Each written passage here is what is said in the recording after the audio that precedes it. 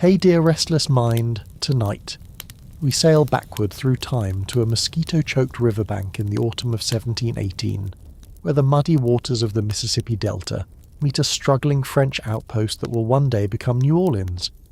You stand ankle-deep in brackish water, swatting insects the size of your thumbnail, watching a rickety wooden ship creak its way toward a makeshift dock. The air smells of rotting vegetation, salt water, and something else, something human and unwashed and desperate. Around you, a handful of ragged French soldiers lean on their muskets, too exhausted and fever-ridden to stand at proper attention. They're waiting for the ship's cargo. Not silk, not spices, not the gold that French investors were promised existed somewhere in this godforsaken swamp. No, this ship carries people. Specifically, as provocateur, it carries the dregs of Parisian society. Pickpockets yanked from prison cells, prostitutes swept off the streets of Montmartre, debtors who couldn't pay their landlords, and vagabonds who made the fatal mistake of sleeping in the wrong doorway. These are your new neighbours. These are the founders of Louisiana. And honestly, you probably won't survive the first summer alongside them, what with the yellow fever, the alligators, and the distinct possibility that the gentleman standing next to you once murdered someone over a card game. If you've ever wondered why Louisiana feels different from every other American state, why it has drive-through daiquiri bars and above-ground tombs and a legal system based on Napoleonic code instead of English common law, well, tonight you're going to discover the delightfully scandalous answer. This state wasn't built by pilgrims seeking religious freedom or gentleman farmers pursuing agricultural dreams.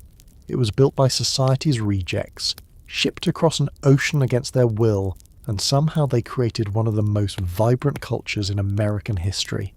So settle deeper into your pillow and let the soft darkness wrap around you. Drop a comment telling me where you're listening from tonight, and what time it is where you are. Are you drifting off in Baton Rouge at midnight, or perhaps lying awake in Paris at dawn, close to where this whole chaotic story began? Subscribe if you want more tales of history's misfits building impossible things, and let that subscribe button be the last thing you tap before sleep takes you.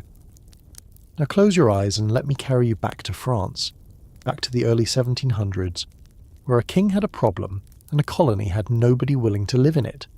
You need to understand that Louisiana, in the eyes of early 18th century France, was essentially a real estate scam that had gone horribly wrong.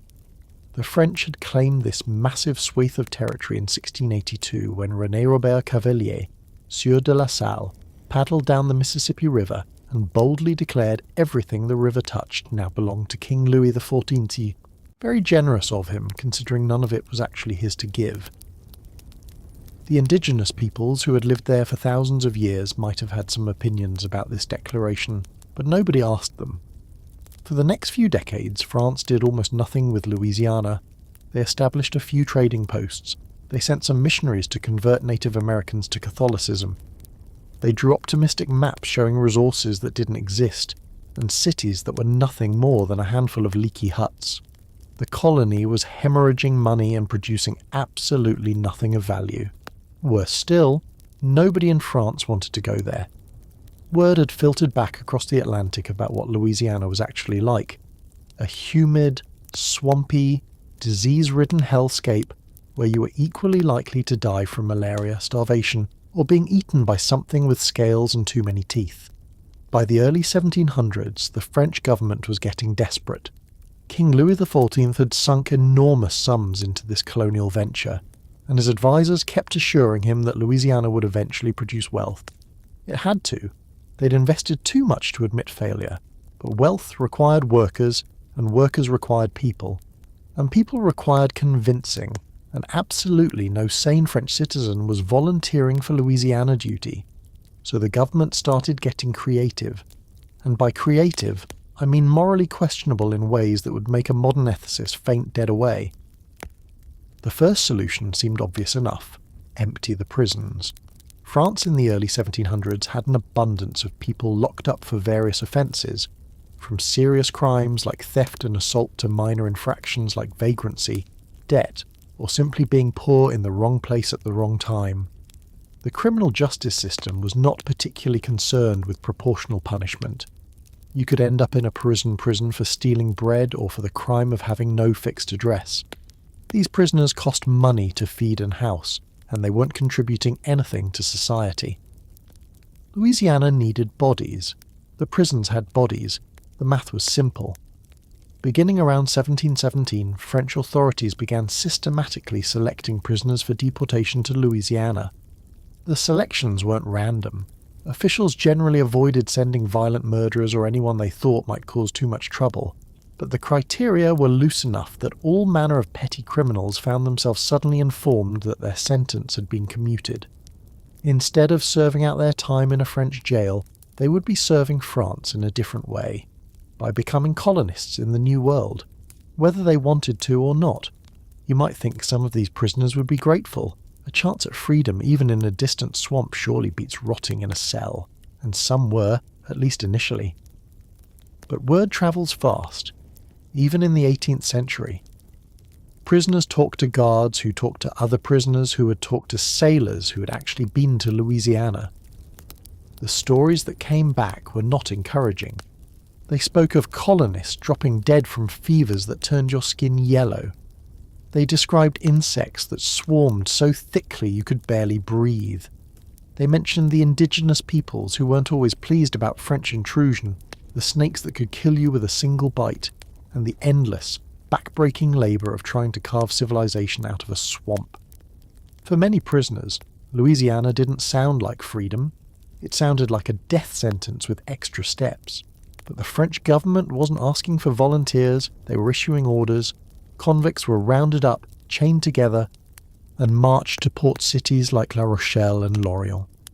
There they waited in holding facilities, often little better than the prisons they'd left, until ships were ready to transport them across the Atlantic. Some tried to escape. A few succeeded, most didn't. The authorities had anticipated resistance and planned accordingly. The prisoner deportations were just the beginning, though. France needed more than criminals to build a colony. They needed women. Louisiana's population was overwhelmingly male. Soldiers, traders, and now convicts. And a colony cannot sustain itself without families. Without women willing to marry these rough colonists and bear children who would become the next generation of Louisianans, the whole venture would die out within a generation.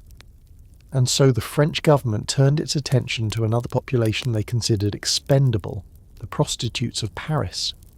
The logic from the government's perspective was almost perversely practical. These women were already social outcasts, many were poor, desperate, and without family connections that might protest their sudden disappearance. They were women of loose morals, according to the standards of the time, which meant respectable society wouldn't miss them, and they were, crucially, female and of childbearing age. Ship them to Louisiana, marry them off to colonists, and suddenly you have the foundations of a self-sustaining population. The reality was, of course, far more complicated and far more tragic. Many of these women weren't even prostitutes in any meaningful sense. The term was applied broadly to any woman who seemed morally suspect, which could mean anything from actually selling sex to simply being seen talking to men who weren't family members, or being poor, or being orphaned, or just being in the wrong place when authorities came looking for women to deport. The ships that carried these human cargoes across the Atlantic Ocean were floating nightmares, and you're standing on the deck of one right now, feeling the wooden planks pitch beneath your feet as the vessel rolls through grey Atlantic swells. The smell hits you first, an overwhelming miasma of unwashed bodies, human waste, bilge water, and the sour tang of sickness that seems to have soaked into every timber of this creaking vessel. Below deck, in a space designed to hold perhaps 50 people comfortably, nearly 200 souls are crammed together in darkness so complete that you cannot see your own hand in front of your face. You descend the ladder into the hold, and the temperature immediately rises. Bodies pressed together generate heat, and there's virtually no ventilation in this wooden coffin. The ceiling is so low that you cannot stand upright. You must crouch or sit, and you'll maintain this hunched posture for the next 2 to 3 months, however long it takes for Atlantic winds to push this vessel from France to Louisiana. Around you, people are coughing. Someone is crying quietly in the darkness. Someone else is praying in a hoarse whisper. the Latin words of the rosary barely audible over the groan of the ship's timbers and the slosh of water against the hull. These transport ships were not designed with passenger comfort in mind. They were cargo vessels hastily converted to carry human freight instead of merchandise. The convicts and deportees were typically confined to the lowest decks, the same spaces that would normally hold barrels and crates. Wooden platforms were constructed in tiers, like shelving, to maximise the number of bodies that could be packed into the available space. Each person was allocated approximately 18 inches of width, barely enough room to lie flat on your back. You couldn't roll over without pressing against your neighbour. You couldn't sit up without hitting your head on the platform above you. The journey from French ports to Louisiana typically took between 8 and 12 weeks, depending on weather conditions and the captain's skill. That's 2 to 3 months in this floating prison with no fresh air, no natural light, and sanitary conditions that would horrify a medieval peasant. The ships did not have bathrooms, at least not for the deportees in the hold. Buckets were provided theoretically, but in rough seas they would slosh and spill, mixing their contents with the bilge water that perpetually accumulated in the lowest parts of the ship. After a few weeks at sea, the hold was essentially a wooden box filled with a stew of human excrement, vomit and seawater. Disease spread through these conditions like fire through dry grass. Dysentery was almost universal. The combination of contaminated water, spoiled food and unsanitary conditions guaranteed it. Typhus, spread by the lice that infested every person aboard, swept through ship after ship. Scurvy, caused by the complete absence of fresh fruits and vegetables in the shipboard diet, weakened immune systems and made every other illness more deadly.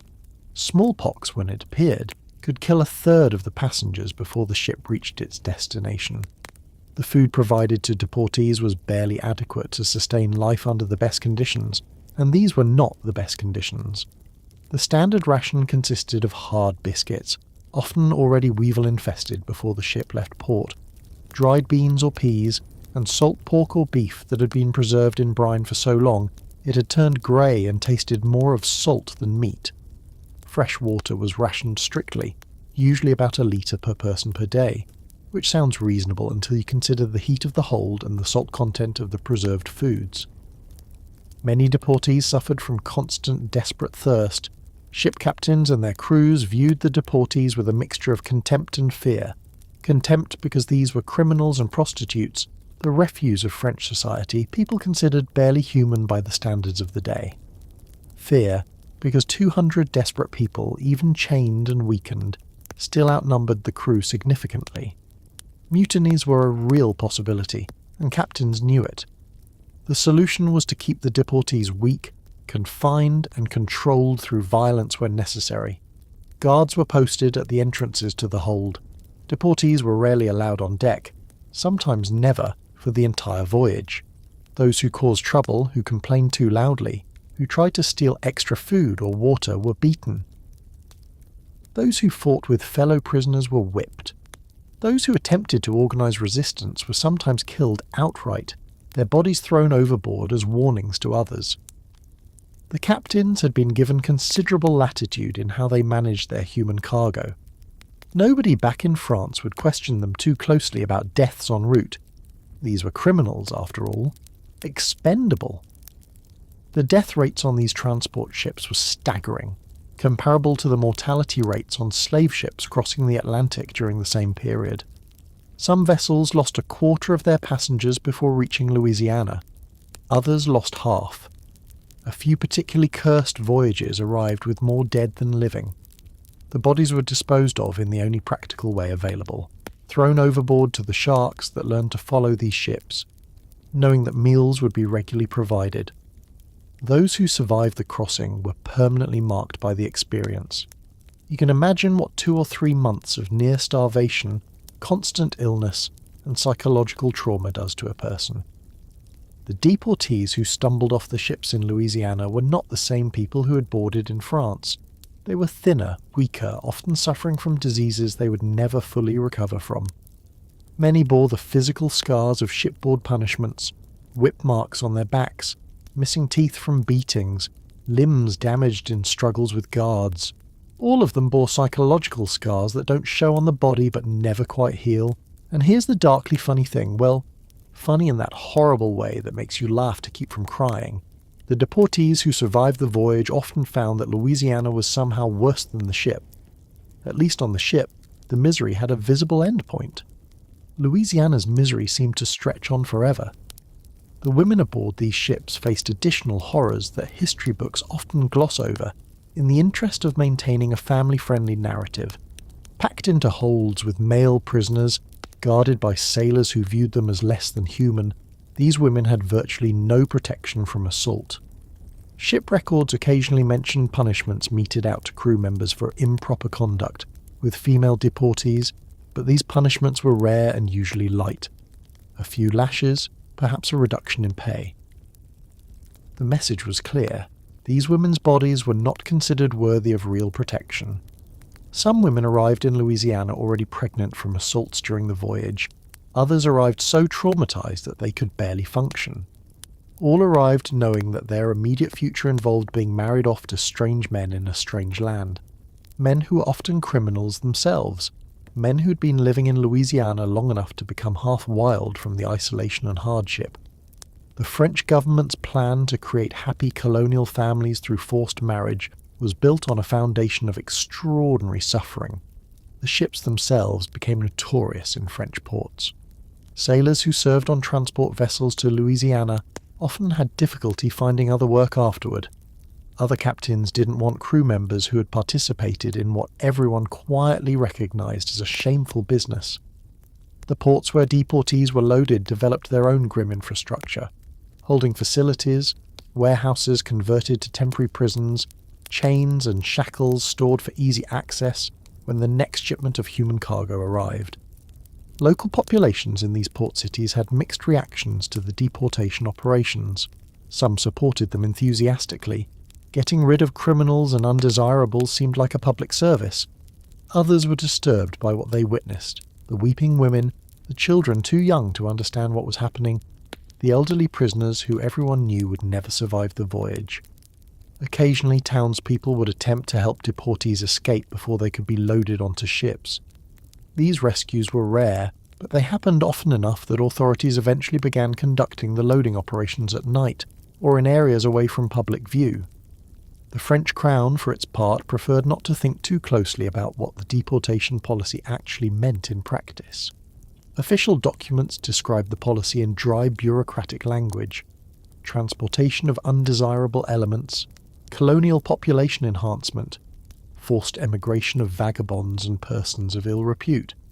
Nowhere in the official records do you find descriptions of the screaming and weeping as families were torn apart, or the bodies wrapped in sailcloth and slid over the ship's rail into the hungry Atlantic, or the hollow-eyed survivors who finally saw Louisiana's shores and realized their nightmare was only beginning.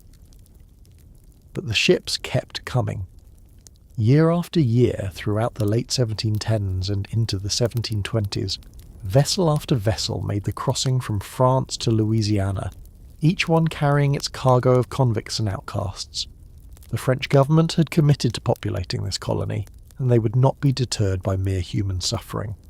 Louisiana needed people. France had people it wanted to get rid of. The math still worked, even if the arithmetic was written in blood. You've survived the crossing. Somehow, impossibly, you're still breathing as the ship drops anchor in the muddy waters off Louisiana's coast. You climb the ladder from the fetid hold on legs that have forgotten how to walk properly after months of confinement, and the sunlight hits your eyes like a physical blow. For a long moment, you can see nothing but painful brightness. Then your vision adjusts and you get your first look at your new home. The coastline stretches before you, a low, green, swampy expanse that seems to blur the line between land and water. Birds wheel overhead in numbers you've never seen before: herons, egrets, pelicans with their ridiculous oversized beaks. The air is warm and thick and wet, so humid that breathing feels like drinking. And the smell, not the ocean smell you've grown accustomed to, but something earthier, more organic, the smell of mud and vegetation and slow decay. Welcome to Louisiana.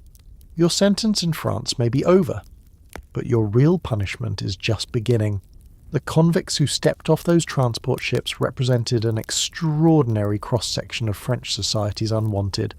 Forget your mental image of hardened killers and dangerous psychopaths.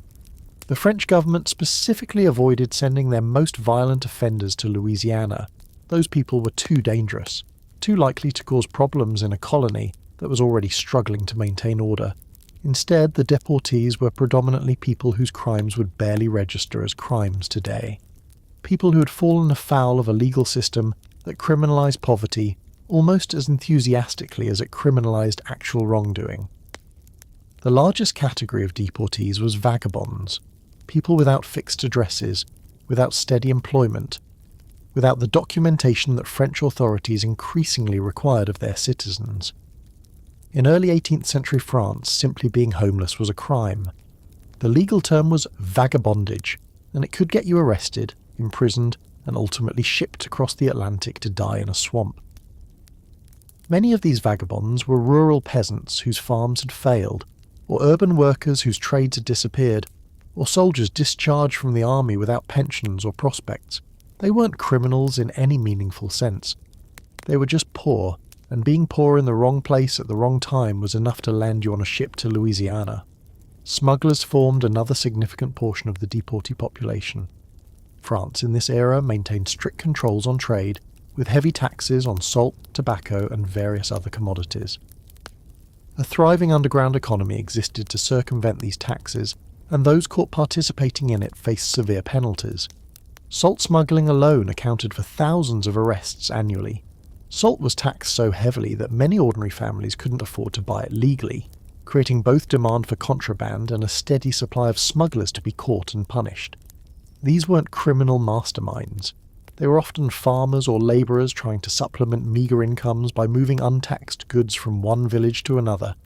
Deserters from the French military found themselves on Louisiana-bound ships in significant numbers. The French army in this period was not a pleasant place to be. Pay was irregular, conditions were harsh, discipline was brutal, and wars seemed to drag on forever. Men who fled their regiments faced severe punishment if caught, and deportation to Louisiana was considered a merciful alternative to execution or lifetime imprisonment in military dungeons. Many of these deserters were young men who had been conscripted against their will in the first place, pressed into service from their villages, and then condemned for trying to return to their families. Debtors made up yet another category. France did not have bankruptcy laws in the modern sense. If you owed money and couldn't pay, you could be imprisoned until the debt was satisfied, which often meant imprisonment for life since you obviously couldn't earn money while locked in a cell. Deportation to Louisiana offered a way out of this impossible situation, at least from the government's perspective.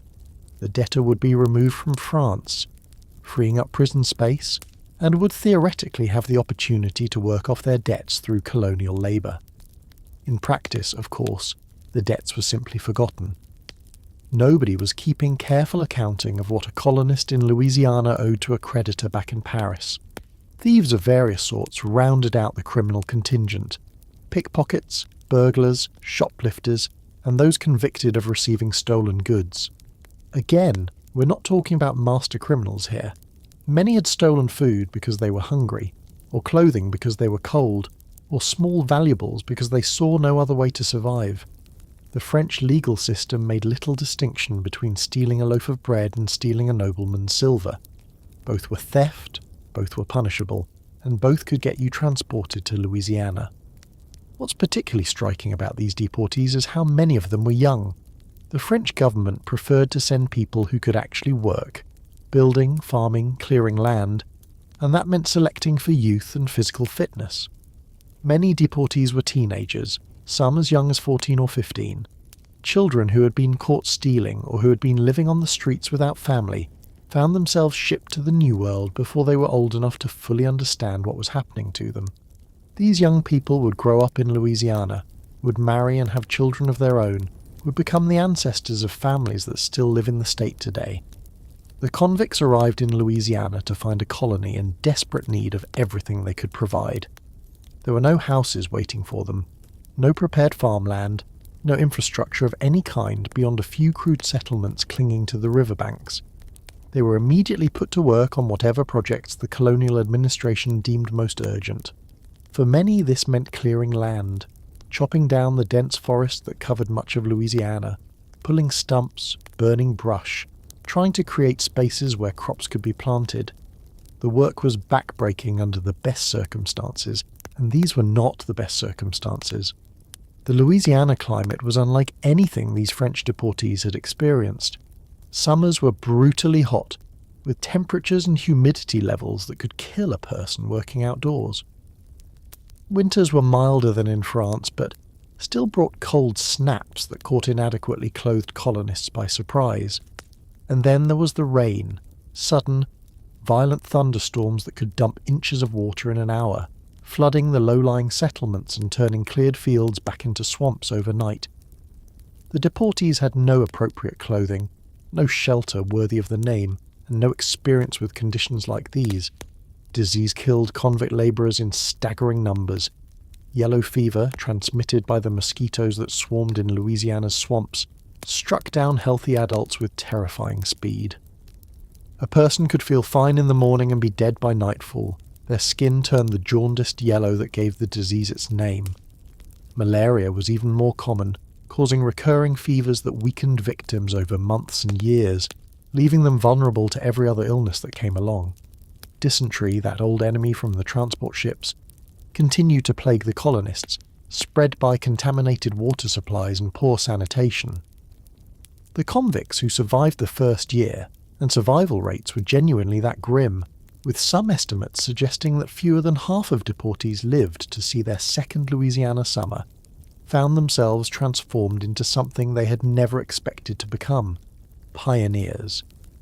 Whether they had wanted to or not, whether they had ever imagined such a future for themselves or not, they were now the founders of a colony. The farms they carved out of the wilderness, the roads they hacked through the forest, the buildings they constructed from local timber, all of this would become the foundation of Louisiana's future. And here's where the story gets interesting, where it stops being simply tragic and starts being something more complicated. These convicts, these unwanted refuse of French society, began to build something. They built it reluctantly, resentfully, with constant backward glances toward the France they would never see again. But they built it nonetheless. They figured out which crops would grow in Louisiana's soil and which wouldn't. They learned from indigenous peoples how to navigate the waterways and which plants were edible. They developed techniques for building on swampy ground, for draining marshes, for surviving hurricanes. The skills they brought from their previous lives proved surprisingly useful. Former smugglers knew how to move goods through difficult terrain without being caught. Useful knowledge in a colony where official supply lines were unreliable, and unofficial trade networks filled the gaps. Former soldiers knew how to defend themselves and how to organize groups of men for collective projects. Even the vagabonds, who had survived by their wits on the streets of Paris, had skills that transferred to the Louisiana frontier: adaptability, resourcefulness, the ability to make something from nothing. Now you find yourself witnessing one of the stranger chapters in this already strange story: the arrival of the women. You're standing on that same muddy riverbank perhaps a year or two after your own arrival, and another ship is approaching. But this one carries different cargo. This one carries potential wives, women sent by the French government with the explicit purpose of marrying colonists like you and producing the next generation of Louisianans. Some of these women came willingly, or at least semi-willingly.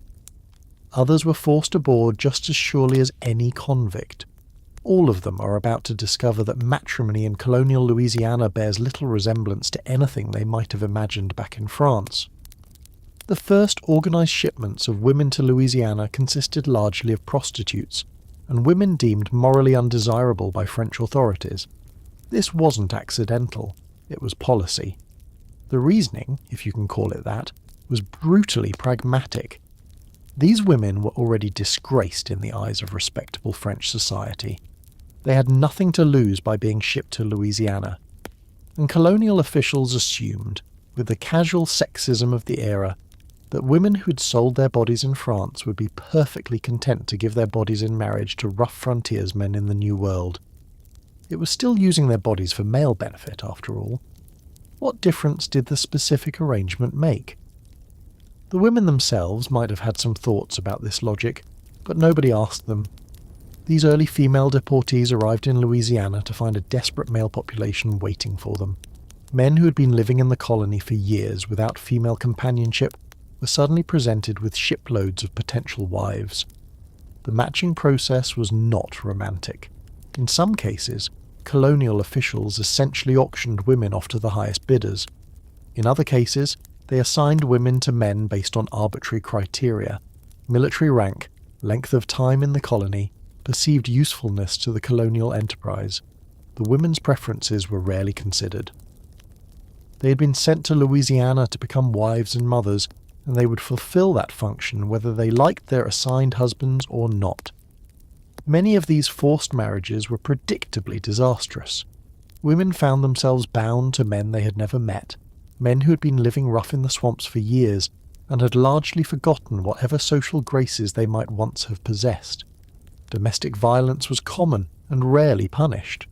Wives were considered property, and a man had considerable latitude in how he treated his property.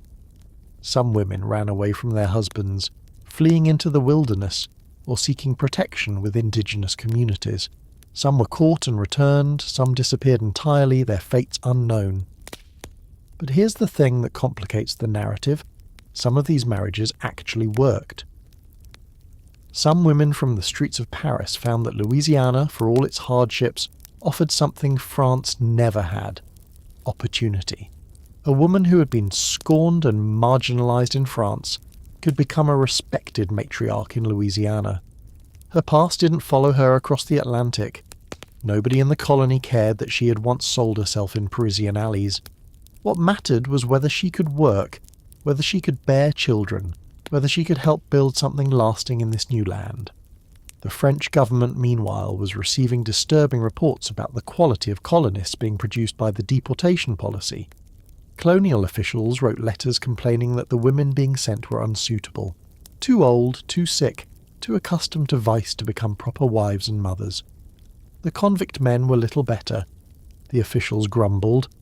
They were lazy, disobedient, constantly trying to escape back to France or disappear into the wilderness. Louisiana needed better human material if it was ever going to become a proper colony. The response was a new program, one that would become famous in Louisiana history: the filles à la cassette, or casket girls.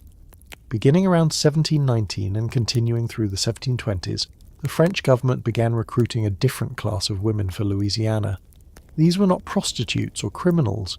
They were orphans mostly, young women raised in church-run institutions who had reached marriageable age without families to arrange matches for them.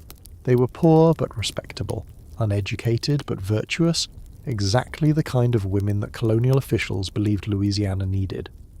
The name casket girls came from the small wooden chests, cassettes, that each woman was provided for the journey. These chests contained a modest trousseau, a few dresses, some linens, basic supplies for starting a household. The cassettes were also supposed to contain the women's virginity, metaphorically speaking. Unlike the earlier female deportees, the casket girls were guaranteed to be virgins, certified pure by the church institutions that had raised them. This purity was considered their greatest asset, the thing that would make them suitable wives for Louisiana's more respectable colonists.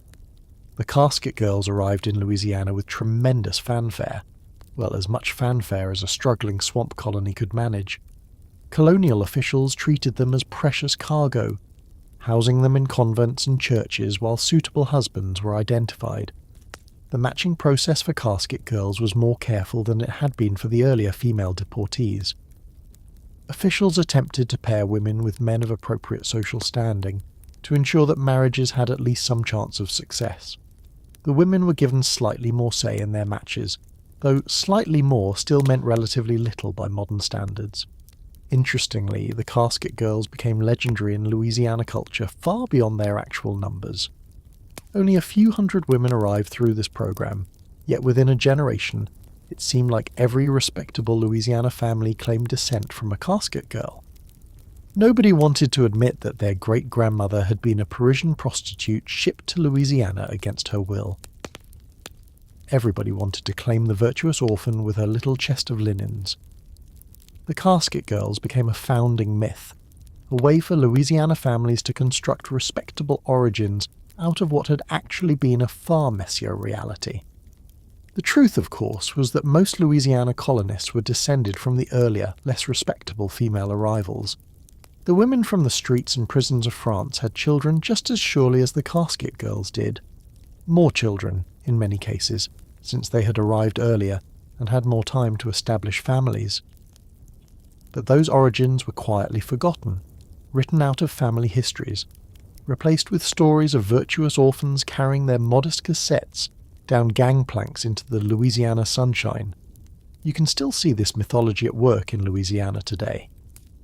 Families will proudly tell you they're descended from casket girls, pulling out genealogies and family trees to prove it.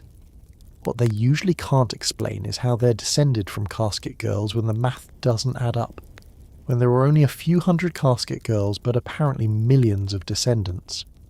The answer, which nobody likes to discuss, is that most of those families are actually descended from the other women, the ones history would prefer to forget. The women who came to Louisiana, whether as prostitutes or as casket girls, faced challenges that their male counterparts didn't have to worry about. Pregnancy in colonial Louisiana was genuinely dangerous. There were few trained midwives, no doctors worthy of the name, and medical knowledge about childbirth was primitive even by 18th century standards. Women died in childbirth with depressing regularity. Those who survived often faced repeated pregnancies, their bodies worn down by the constant cycle of bearing and nursing children in a hostile environment. Childcare in early Louisiana was similarly challenging.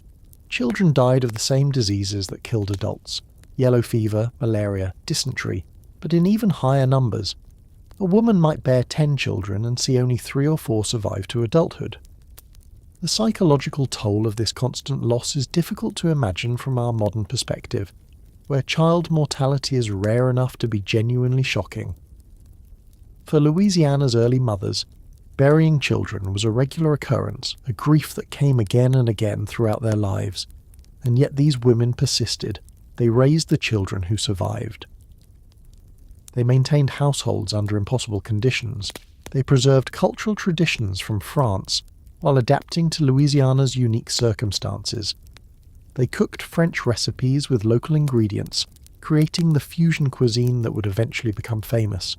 They taught their children French, keeping the language alive in a land that would eventually become American. They went to church, maintained social connections, created communities in places where community had not existed before.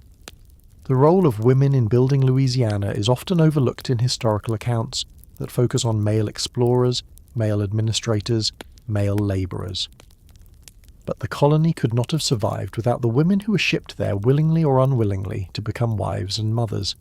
These women, prostitutes and orphans, criminals and casket girls, were the ones who turned a collection of rough frontier outposts into something resembling actual communities.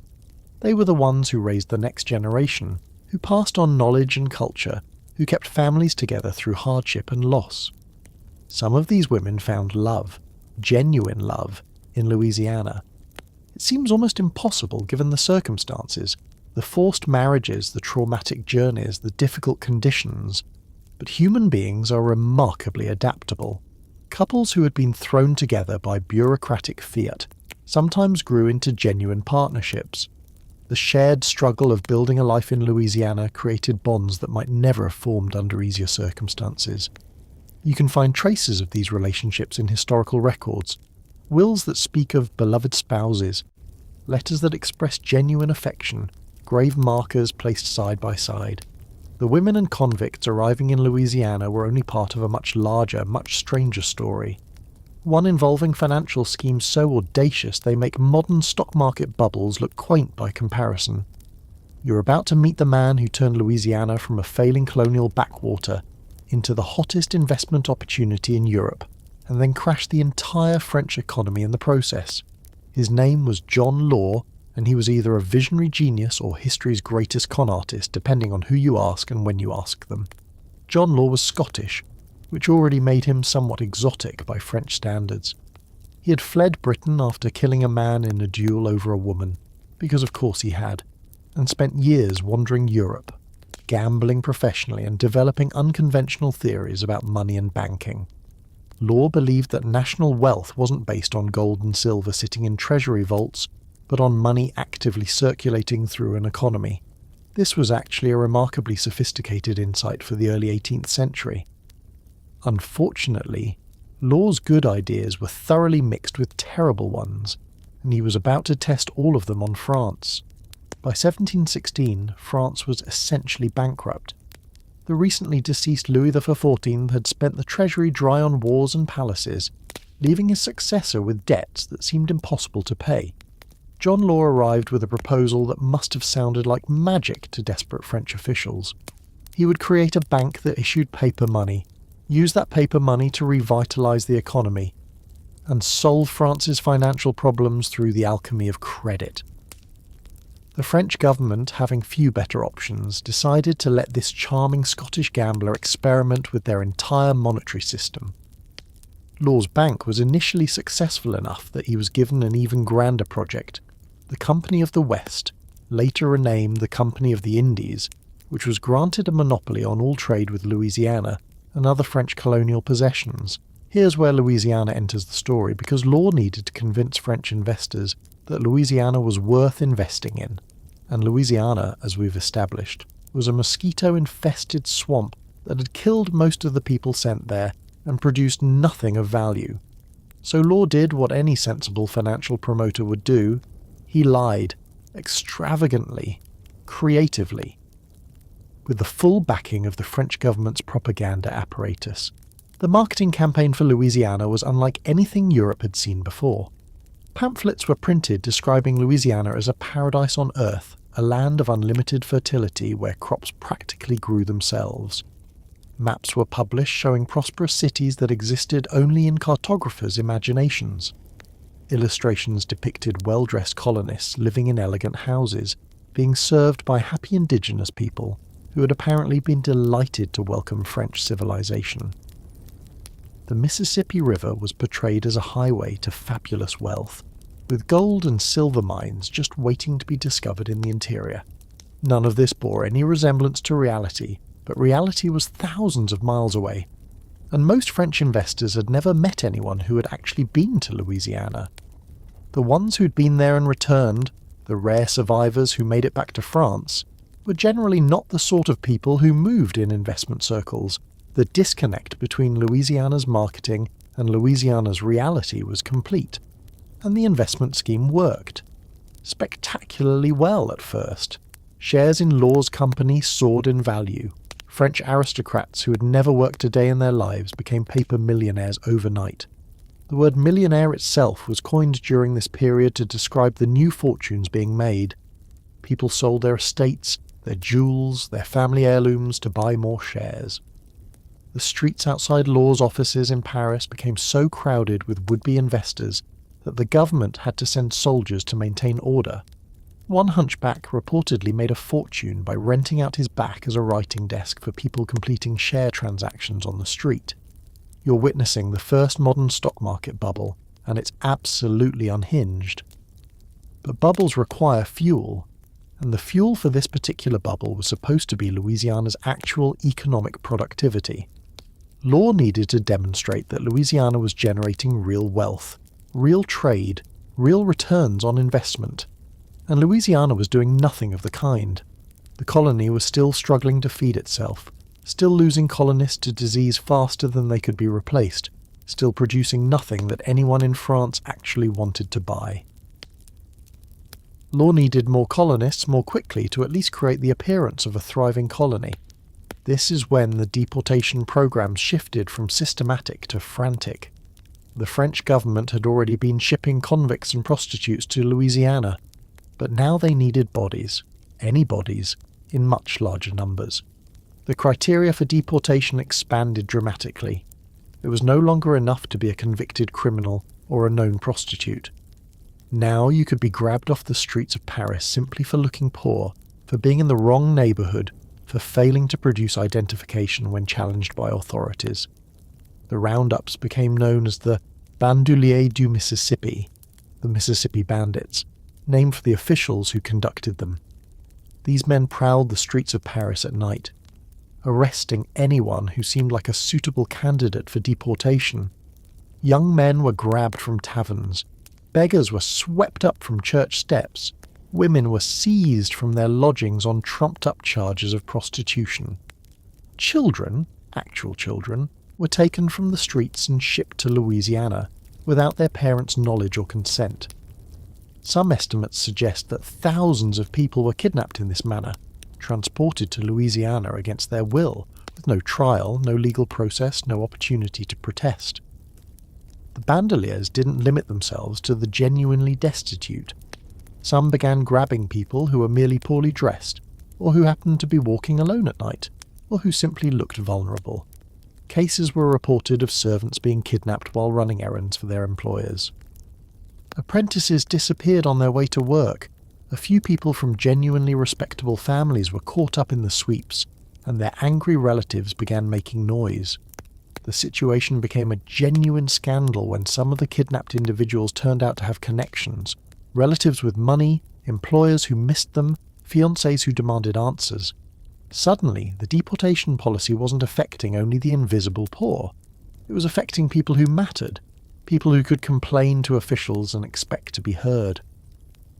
The French public, which had largely ignored the forced deportations when they targeted criminals and prostitutes, began to pay attention when their own neighbours started disappearing. Riots broke out in Paris in 1720. Angry crowds attacked the bandoliers in the streets. The homes of deportation officials were vandalised. The French government, alarmed by the public backlash, officially suspended the forced deportation policy. But by then, thousands of people had already been shipped to Louisiana, and thousands more were waiting in holding facilities for transport. The damage was done. Meanwhile, the Mississippi bubble was reaching its peak and its inevitable collapse. Share prices had risen to absolutely absurd levels, completely disconnected from any underlying economic reality. Law's company was valued at more than all the land in France combined. Some investors began to realize that this made no sense, that the promised returns from Louisiana were never going to materialize, that they were holding pieces of paper that represented claims on imaginary wealth. When the selling started, it accelerated with terrifying speed. Share prices that had taken months to rise collapsed in days. Fortunes that had been built on paper evaporated overnight. Aristocrats who had sold their ancestral estates to buy shares found themselves ruined. Middle-class families who had invested their savings were wiped out. The French economy, which had become thoroughly entangled with Law's financial experiments, went into crisis. Banks failed. Credit froze. The government itself, which had backed Law's schemes, was left holding worthless paper. John Law, genius or fraud, fled France in 1720, one step ahead of creditors, who might have been tempted to deal with him the same way he had dealt with his dueling opponent years before. He spent the rest of his life wandering Europe again, occasionally proposing new financial schemes to governments who had apparently not read the newspapers. He died in Venice in 1729, broke and largely forgotten. The bubble's collapse had devastating consequences for Louisiana. Investment in the colony dried up almost completely. Ships that had been scheduled to bring supplies and new colonists were cancelled. The colonists already in Louisiana found themselves abandoned, left to survive on their own without the support that had been promised to them. The forced deportation stopped, but so did the voluntary emigration that Law's propaganda had briefly encouraged. Louisiana entered a period of neglect that would last for years. The colony's population actually declined during the 1720s, as deaths outpaced arrivals and some colonists managed to escape back to France or flee to other territories. The grand plans for development were shelved indefinitely. The cities that had appeared on promotional maps remained imaginary. Louisiana was revealed as what it had always been, a struggling outpost in a difficult environment, valued by France more for its strategic potential than for any actual wealth it produced. But here's the strange silver lining to this whole disaster. The people who remained in Louisiana after the bubble burst were, in a certain sense, liberated by their abandonment. Without French investors breathing down their necks, without officials constantly demanding results that the colony couldn't deliver, Louisianans were free to build their society in their own way. You're standing in what will someday become the French Quarter, but right now, in the early 1720s, it's nothing more than a muddy clearing surrounded by cypress swamps. The man next to you is waist-deep in stinking muck, digging a drainage ditch with a shovel that's already starting to rust in the humid air. He's a former pickpocket from Lyon, and he's been digging this same ditch for 3 weeks. The man on his other side is a deserter from the French army, and beyond him is someone who was arrested for the crime of sleeping under a bridge in Paris. These are your co-workers. These are the men building New Orleans. The decision to establish New Orleans at this particular location was made in 1718, when Jean-Baptiste Le Moyne de Bienville selected a crescent-shaped bend in the Mississippi River as the site for Louisiana's new capital. The location had some genuine advantages. It was accessible by river from the Gulf of Mexico. It sat on slightly higher ground than the surrounding swamps, and it offered strategic control over Mississippi River traffic. But slightly higher ground is doing a lot of work in that sentence. The site that would become New Orleans was still essentially a swamp, and turning it into a functional city would require extraordinary effort. The work began almost immediately after Bienville made his selection. Convict labourers were put to work clearing the dense vegetation that covered the site. Cypress trees, palmetto bushes, tangled underbrush that had been growing undisturbed for centuries. This was back-breaking work even under ideal conditions, and conditions in Louisiana were never ideal. The heat was suffocating. The humidity made every movement exhausting. Mosquitoes swarmed so thickly that workers wrapped their faces in cloth to keep the insects out of their eyes and mouths. The trees themselves were formidable opponents. Cypress wood is extraordinarily hard and resistant to decay, which is why it had thrived in the swamps for so long, and cutting through it with the hand tools available in 1718 was slow, grueling work. Workers hacked at trunks for hours, pausing to sharpen axes that dulled quickly in the dense wood. When trees finally fell, they had to be dragged away by hand, since horses and oxen couldn't navigate the swampy terrain. Stumps remained in the ground, requiring even more labour to remove before the land could be properly cleared. Once the trees were gone, the real challenge began, making the land habitable. The site of New Orleans was not naturally suited for human settlement. It was low-lying, prone to flooding, and underlain by the soft, waterlogged soil typical of river deltas. Every time it rained, and it rained frequently in Louisiana, the cleared land turned back into swamp. Water pooled in every depression, creating breeding grounds for the mosquitoes that carried yellow fever and malaria. The land seemed determined to resist human occupation. The solution was an elaborate system of drainage canals and levees, and digging these required even more convict labour than clearing the trees had. Workers spent months knee-deep or waist-deep in water, excavating channels to carry excess water away from the settlement. The work was not only exhausting, but dangerous. The waterlogged soil was unstable, prone to cave-ins that could trap and drown workers. The water itself was full of hazards: snakes, alligators, snapping turtles, and invisible pathogens that caused dysentery and other waterborne diseases. Levees presented their own challenges. These earthen walls, designed to keep the Mississippi River from flooding the settlement, had to be built by hand using shovels and wheelbarrows. Workers dug soil from pits, hauled it to the levee line, dumped it and compacted it with their feet and with primitive tools. The levees had to be high enough to contain the river at flood stage, which meant moving enormous quantities of earth. They also had to be maintained constantly, since the soft Louisiana soil had a tendency to erode and settle, reducing the levee's effectiveness over time. Remember those transport ships we talked about earlier? The floating nightmares that brought convicts to Louisiana? Many of the men who survived those voyages died building New Orleans instead. The death rates among convict labourers were catastrophic. Yellow fever swept through work crews with terrible regularity, killing a quarter or a third of the workforce in a single outbreak. Malaria weakened those it didn't kill outright, leaving workers too feverish and exhausted to swing an axe or lift a shovel. Dysentery spread through camps with contaminated water supplies, draining workers of strength and fluids. Industrial accidents, falling trees, collapsing excavations, tool mishaps, claimed additional victims every week. The bodies piled up so fast that proper burial became impossible. Early New Orleans didn't have a cemetery, it had mass graves, hastily dug pits where the dead were deposited without ceremony. Some workers were simply buried where they fell, their remains later discovered during construction projects. Others were carried to the edges of the settlement and left in the swamps, where alligators and other scavengers disposed of them. The founders of New Orleans are, in a very literal sense, buried beneath the city they built. Those who survived the initial construction phase found themselves pressed into the next round of building. New Orleans needed structures, houses, warehouses, government buildings, churches, barracks for soldiers, quarters for the enslaved Africans who were beginning to arrive in Louisiana to supplement and eventually replace convict labour.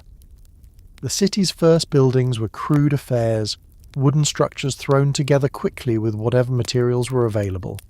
Many were little more than huts, with walls of cypress planks and roofs of palmetto fronds. The iconic architecture that we associate with the French Quarter today came later, after fires destroyed the original wooden buildings and brick construction became standard. But even in those early years, there were attempts to impose some order on the settlement.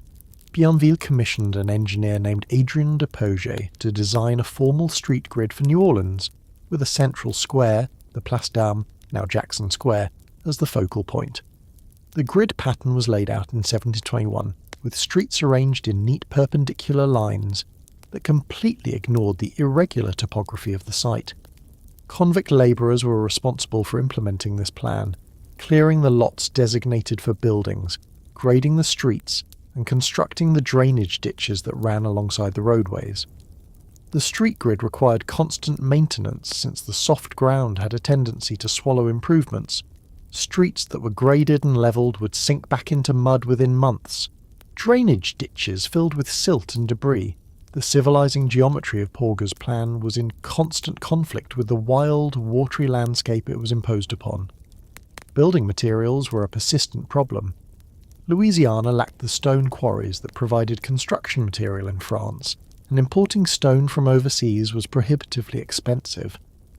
Brick was a possibility, but producing bricks required suitable clay and functional kilns, both of which took time to establish. In the meantime, buildings were constructed primarily from wood, cypress for framing, since its rot-resistant properties made it ideal for Louisiana's climate, and pine for other components. The convict labourers who constructed these buildings had varying levels of skill. Some had worked in construction trades back in France and brought genuine expertise to their forced labour in Louisiana. Others had never held a hammer before their deportation and had to learn on the job. The results were predictably uneven. Some buildings were solidly constructed and lasted for years. Others began falling apart almost immediately, their poorly joined timbers separating, their inadequate foundations sinking into the soft ground. Infrastructure beyond buildings demanded attention as well. Roads connecting New Orleans to other settlements had to be hacked through the wilderness. Docks and wharves had to be constructed along the riverfront to accommodate the ships that would theoretically bring trade and prosperity to the colony. Fortifications had to be built to defend against potential attacks by other European powers or by indigenous peoples who were understandably unhappy about the French presence. All of this work was accomplished by men who had never asked to be in Louisiana, who had been torn from their lives in France and transported across an ocean to die in a swamp. The irony is almost too heavy to bear. Some of these men had been imprisoned for being homeless, and now they were being worked to death constructing homes for others. Some had been arrested for vagrancy, for having no fixed place in French society, and now they were being forced to create places for a society that had rejected them. Yet something strange was happening as New Orleans slowly took shape. The convicts and outcasts building the city were also becoming its first citizens. They were developing attachments to the streets they had cleared the buildings they had constructed, the drainage ditches they had dug with their own hands. When their periods of forced labour ended, if they survived that long, many chose to stay in Louisiana rather than attempting the dangerous return journey to France. They married, started families, established businesses. The city they had built under compulsion became the city they inhabited by choice. The street names of the French Quarter today still reflect this founding population's heritage. French names like Bourbon, Royal, Chartres, Toulouse. But walk those streets and you're walking on ground that was cleared and graded by pickpockets and deserters and debtors, by women pulled from Paris brothels and orphans shipped from French convents. Every cobblestone sits atop the labour of the forgotten, the rejected, the unwanted. The sun is setting over New Orleans now, and you're sitting on a crude wooden bench outside a tavern that probably shouldn't exist. The colonial government has issued regulations about who can sell alcohol and when, and to whom, but nobody here seems particularly concerned about colonial regulations. The man behind the bar is a former smuggler from Normandy who spent years evading French customs officials before those same officials caught him and shipped him to Louisiana. Running an unlicensed tavern in a swamp seems like a step down, professionally speaking, but he approaches it with the same casual disregard for rules that characterized his earlier career. This is what daily life looks like in early Louisiana, a place where the normal social rules simply don't apply, because the people enforcing those rules, and the people theoretically subject to them, are quite often the exact same criminals. The society emerging in Louisiana was unlike anything that existed in France, or indeed anywhere else in the world. It was being built by people who had already demonstrated their willingness to break social conventions, their inability or unwillingness to fit into respectable society. When you gather thousands of such people together in an isolated frontier environment and leave them largely to their own devices, the result is not chaos. Humans are social creatures who create order wherever they go, but it is a very different kind of order than what existed in the places they came from. The first and most obvious difference was the relaxation of class distinctions. In France, your birth determined your place in society with almost absolute rigidity. Noble families occupied the top of the social hierarchy. Merchants and professionals formed a middle layer. Peasants and labourers constituted the bottom. Movement between these layers was nearly impossible, and everyone was expected to know their place and act accordingly. The entire social system depended on everyone recognizing and respecting these invisible but powerful boundaries. Louisiana shattered those boundaries almost immediately. A former aristocrat who had been exiled for debt might find himself working alongside a former street sweeper who had been deported for vagrancy. A woman who had been a kept mistress of nobility in Paris might be married to a man who had been a common thief. The conditions of colonial life, the hard labour, the constant danger, the shared struggle for survival, made traditional class distinctions seem absurd. What did it matter if your grandfather had been a count when you were both knee-deep in swamp water, trying to dig a drainage ditch before the mosquitoes ate you alive? This levelling effect created a social mobility that would have been impossible in France. A clever former convict could become a successful merchant. A resourceful former prostitute could become a respected matriarch. Your past mattered less than your present usefulness. Your family name meant nothing compared to your ability to work, to adapt, to survive. Louisiana was developing what we might recognise today as a more meritocratic society, though meritocratic is perhaps too grand a term for a system that mostly rewarded the ability to stay alive and not annoy your neighbours too badly. The economy of early Louisiana operated on principles that would have horrified French mercantilist officials if those officials had been paying attention, which mostly they weren't. Official trade was supposed to flow through approved channels, with goods shipped to and from France on licensed vessels, proper taxes paid at every stage. In practice, Louisiana's economy ran on smuggling, barter, and creative arrangements that existed entirely outside official oversight. The colony's geographic position made smuggling almost inevitable. Louisiana shared borders, loosely defined borders admittedly, with Spanish territories to the west and south, with British colonies to the east and with vast indigenous territories in all directions. Each of these neighbours offered trading opportunities that French mercantile policy officially prohibited, but that practical necessity demanded. French colonists needed goods that French supply ships weren't providing. Spanish and British merchants were happy to sell those goods. Indigenous peoples had furs, food and knowledge that colonists desperately needed. The black market wasn't really a black market in the way we understand the term. It was simply the market, the way business actually got done. Remember those smugglers who were deported to Louisiana for evading French customs duties? They found themselves remarkably well suited to the colonial economy. Their skills at moving goods quietly, at establishing trust networks with disreputable trading partners, at keeping transactions hidden from official view, all of this translated perfectly to Louisiana conditions. Some of the most successful early Louisiana merchants were former smugglers who had simply continued doing what they had always done, just in a new location, with even less official oversight. The colonial government occasionally made half-hearted attempts to enforce trade regulations, but these efforts were undermined by several factors.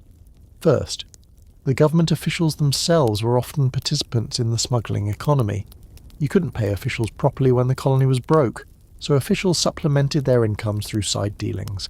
Second, enforcing trade regulations in a vast swampy wilderness was practically impossible. Third, and most importantly, strict enforcement would have caused the colony to collapse entirely. Louisiana needed the smuggled goods to survive. Everyone knew it. The regulations remained on the books, but everyone also understood that they were essentially fictional. Relationships between French colonists and indigenous peoples in Louisiana took forms that would have scandalized respectable society in France, which is another way of saying they were practical arrangements between people who needed each other. French colonial policy officially encouraged converting indigenous peoples to Catholicism and civilizing them according to French standards. Actual French colonists, particularly the convicts and outcasts who made up most of the population, were considerably more flexible in their approach. Intermarriage between French colonists and indigenous women was common, particularly in the early years when French women were scarce. These marriages, some formalized through Catholic ceremony, others in formal arrangements that the Church preferred not to acknowledge, created mixed families that belonged fully to neither French nor indigenous society. The children of these unions, raised with elements of both cultures, became some of Louisiana's most important cultural intermediaries. They spoke multiple languages. They understood both French colonial expectations and indigenous customs. They could navigate between worlds that otherwise had difficulty communicating. The term Creole began to emerge during this period, though its meaning would shift and evolve over the centuries. Initially, it simply meant someone born in Louisiana rather than in France. A local, someone shaped by the colonial environment, rather than imported from the mother country. As Louisiana's population became increasingly mixed, French and indigenous, and increasingly African as the slave trade brought thousands of enslaved people to the colony, the term took on additional layers of meaning. Creole culture was something new, something that couldn't be reduced to any single heritage, something that was being invented in real time by people who didn't fit neatly into existing categories. The cultural synthesis happening in Louisiana was remarkable for its speed and creativity. French colonists adopted indigenous foods, learning to eat corn and squash and the unfamiliar wildlife of their new home. They adopted indigenous technologies, canoes for river travel, indigenous techniques for hunting and fishing. They adopted indigenous words for things that had no French equivalent, creating a colonial vocabulary that mixed languages freely. Meanwhile, indigenous peoples adopted French goods, French weapons, French diseases, the last of these having catastrophic consequences that we shouldn't gloss over in our focus on cultural mixing. Religion in early Louisiana was theoretically Catholic, with the Church maintaining official authority over matters of marriage, education, and public morality. In practice, religious observance was spotty and inconsistent, heavily influenced by the criminal backgrounds of many colonists and the distance from Rome's oversight. Church officials complained regularly about the lax moral standards of Louisiana's population. The couples living together without marriage, the children born outside wedlock, the general disregard for religious holidays and observances. These complaints had little effect. Louisianans were building their own version of Catholicism, one that accommodated their circumstances and their inclinations. This flexibility extended to matters of law and justice.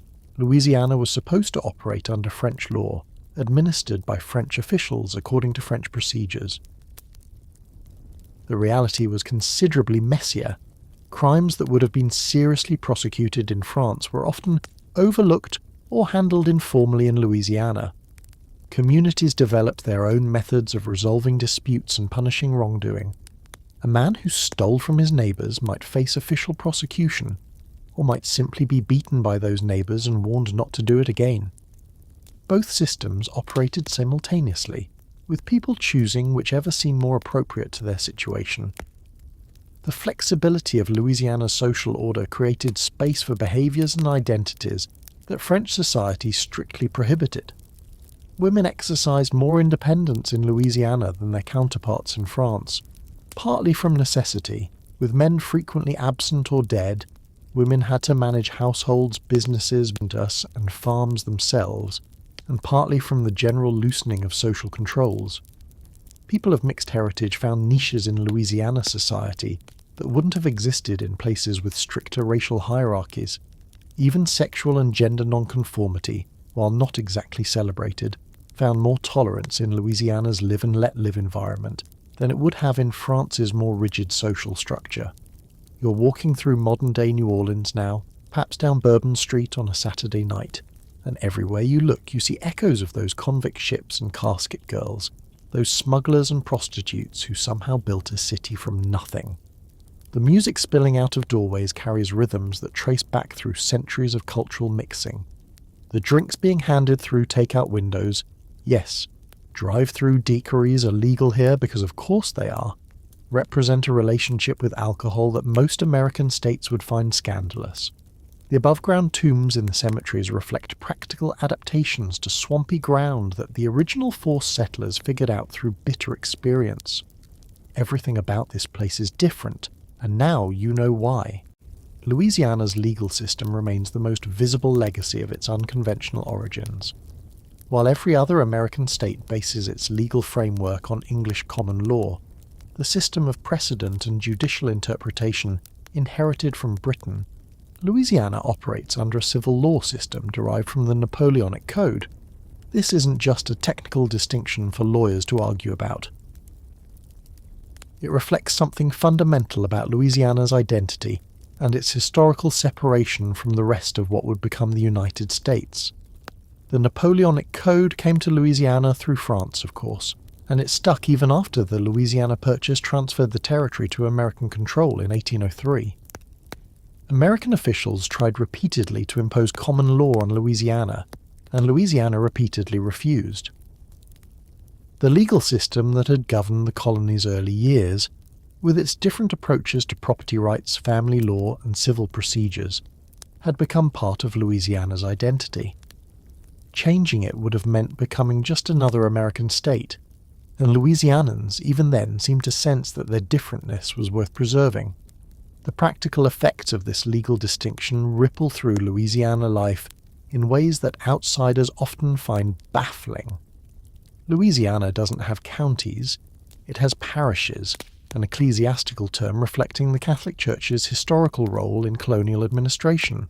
Louisiana's inheritance laws differ from other states, with forced heirship provisions that guarantee children's rights to their parents' estates in ways that other American states don't recognize. Louisiana's approach to property ownership, to contracts, to the resolution of civil disputes, all of it follows patterns that would be familiar to a French lawyer, but puzzle an attorney from Texas or New York. But the legal system is just the formal structure. The cultural attitudes underneath that structure are where Louisiana's outcast origins really show themselves. This is a state that has never been particularly interested in moral purity, and you can trace that attitude directly back to the founders who were shipped here precisely because French society considered them morally impure. When your founding population consists of prostitutes, criminals, and social outcasts, You don't develop the kind of uptight moral rigidity that characterized the Puritan settlements of New England. You develop something else, something more tolerant, more flexible, more willing to let people make their own choices and live with the consequences. Consider Louisiana's relationship with alcohol. While other American states were enthusiastically embracing prohibition in the early 20th century, Louisiana was dragging its feet. New Orleans in particular became famous as a haven for drinkers during the Prohibition era, a place where the constitutional ban on alcohol was treated as a mild suggestion rather than an actual law.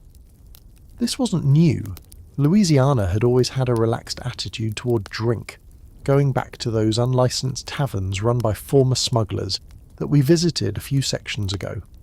The state's founders had never seen anything wrong with drinking, and their descendants maintained that tradition. The same tolerance extends to gambling, to music, to dancing, to all the pleasures that stricter American cultures have historically viewed with suspicion. Louisiana developed its own entertainment traditions, jazz, emerging from New Orleans in the early 20th century. The elaborate Mardi Gras celebrations that transform the state every year. The distinctive cuisine that represents centuries of cultural fusion. And these traditions all carry traces of the colony's anything-goes origins. When your founders were people who had already been rejected by respectable society, you don't worry too much about what respectable society thinks. The celebration of vice that Louisiana is famous for isn't really about vice at all. It's about a different understanding of what human life should include. The Puritan tradition that shaped much of American culture viewed pleasure with deep suspicion, seeing earthly enjoyments as distractions from spiritual matters and potential paths to damnation.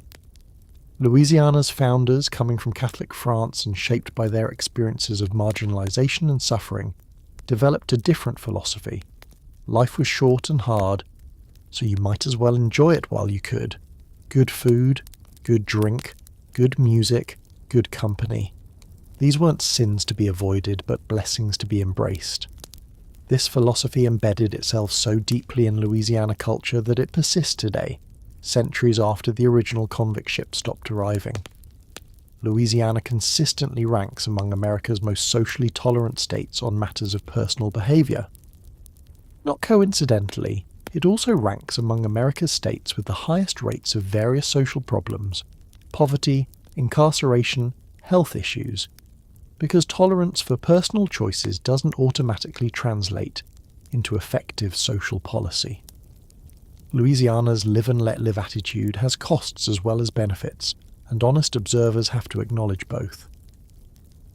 The racial history of Louisiana is also profoundly shaped by those early years, though in complicated ways that resist simple characterization. Remember those marriages between French colonists and indigenous women, those mixed families that became cultural intermediaries. Remember the Creole identity that emerged from Louisiana's unique mixing of peoples?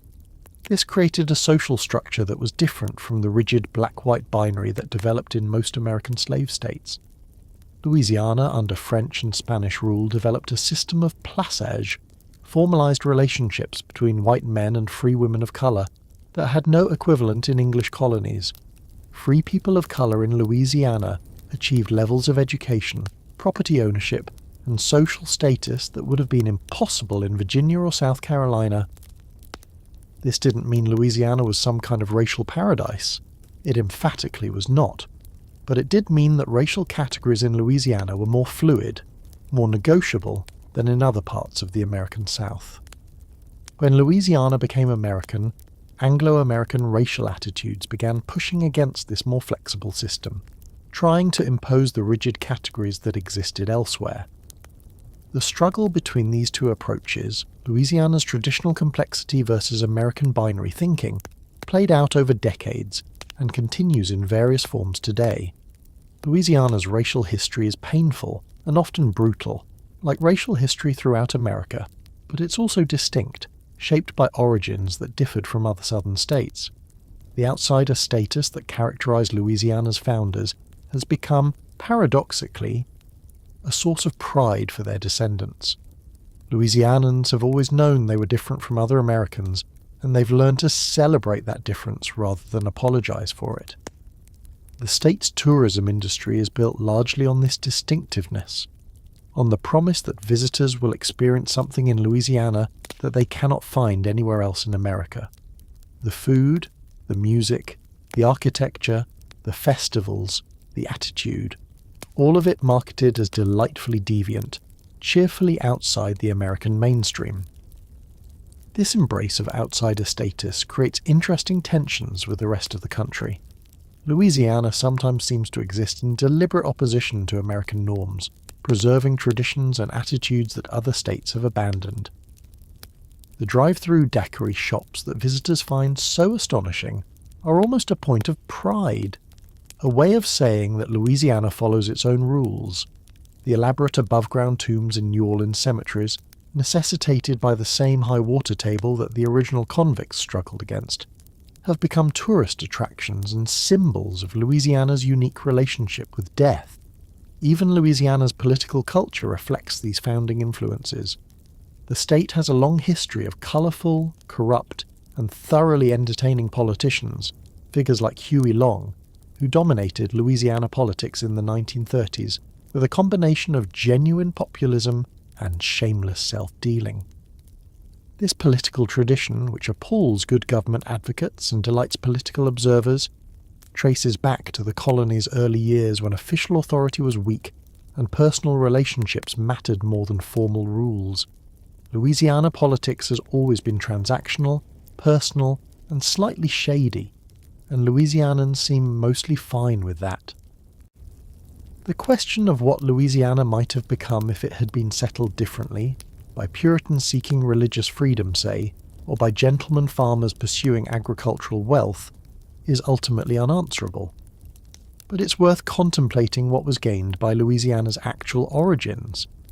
A culture was created that celebrates pleasure without apology, that tolerates difference without demanding conformity, that produces art and music and cuisine that the whole world recognizes as distinctively wonderful.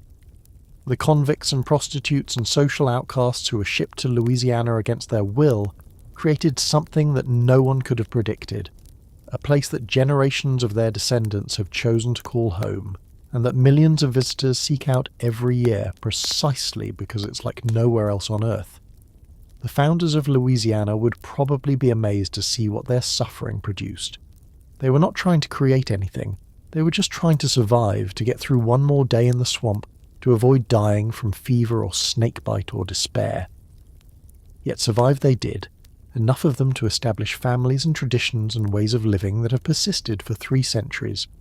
Now let your breathing slow as the story gentles toward its close. Picture the Mississippi River flowing through New Orleans just as it did when those first convict ships arrived. The same brown water carrying the same patient current toward the Gulf of Mexico. The city sleeps along its banks now, 300 years of history layered beneath streets that still follow the grid pattern laid out by engineers long dead. Somewhere in the French Quarter, music is playing softly. There is always music playing softly. And the ghosts of all those transported souls seem to linger in the humid air, not haunting exactly but simply present, simply home. You can let go of the details now, let them drift away like dreams you won't quite remember in the morning. The convict ships have faded to specks on a distant ocean. The casket girls have unpacked their modest trousseaux and become great-great-great-grandmothers. The smugglers and pickpockets and vagabonds have long since become respectable ancestors, their crimes forgotten, their descendants telling proud stories about virtuous orphans and noble pioneers. It doesn't matter anymore what was true and what was invented. What matters is what remains. A city, a culture, a way of being in the world that exists because outcasts were forced to build something from nothing and somehow built something wonderful.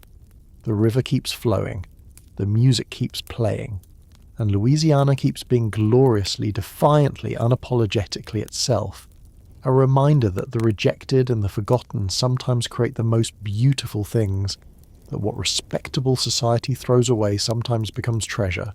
Sleep now, knowing that survival and stubbornness and refusal to be defeated can transform swamps into cities, outcasts into founders, suffering into celebration. Let the soft Louisiana night wrap around you like Spanish moss, and drift away into dreams as warm and strange as the place where this whole improbable story unfolded. Sweet dreams.